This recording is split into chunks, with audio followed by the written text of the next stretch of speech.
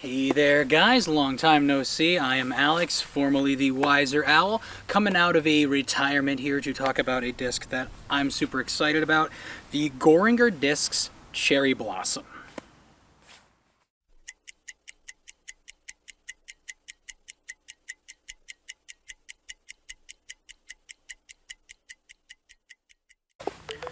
So not any disc could bring me out of retirement, but this one is near and dear to my heart as it is completely designed and manufactured by my good friend Will Goeringer.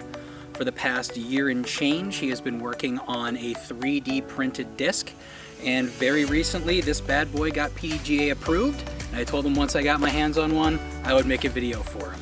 So let's talk about this disc and hopefully answer some questions that people might have about 3D printed discs. So let's talk about the feel of the 3D printed disc, because I'm sure that's a question that a lot of people have. The top of it is nice and smooth, feels like any other disc that you would buy from any traditional manufacturer. Where the differences kind of start is on the rim of the disc. Because of how it's layered in a 3D printer, it is a little bit, you can definitely feel a ridge here. And as the layers of the printer are laid down, you're gonna feel that. And as you can sort of see here, there is some grass that gets stuck in there. If you rub pretty hard or use a towel, see, a lot of that already came out. Personally, I think I would probably leave some of that grime there so you don't feel that difference. But again, after you throw it a few times, you really don't notice it. The bottom is where you can really kind of feel the difference between a traditional disc and a 3D printed disc. As you can see, the logo and the wording on it are raised, which this is really my only complaint about the 3D printed disc is I can't really spin it on my finger because his logo is right here and it's raised. But the other thing that I think is really important to point out is this thing is not brittle. I was expecting a 3D printer to be very hard and brittle. This has good flex to it. It feels gummy. This thing is not gonna just shatter when it's hitting a tree.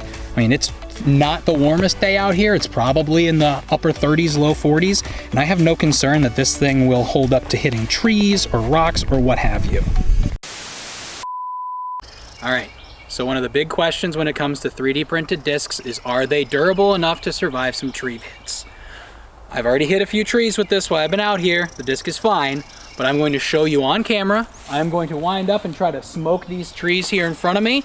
And in one take, I'll bring it back so you can see the damage in real time. So Will, hold your breath. Here we go.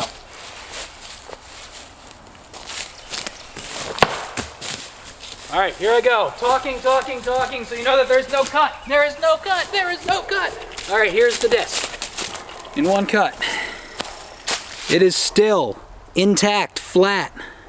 There are no dimples in the flight plate. There are no gashes taken out of the rim. Nothing is dented in. Make your own determination.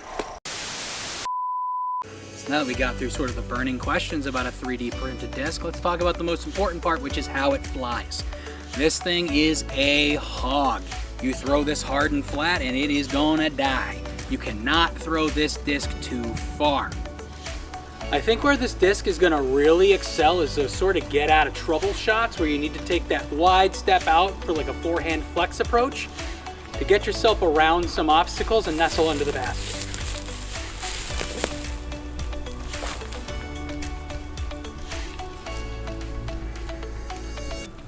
Like that.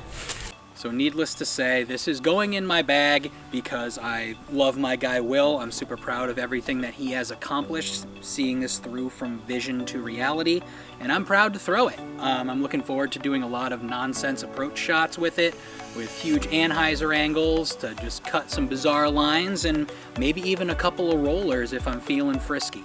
But if you're interested in trying this out, you're probably not going to find it at many retailers, but you can reach out to Will. I'll put his socials down here. And until next time, if there's a next time, play wiser.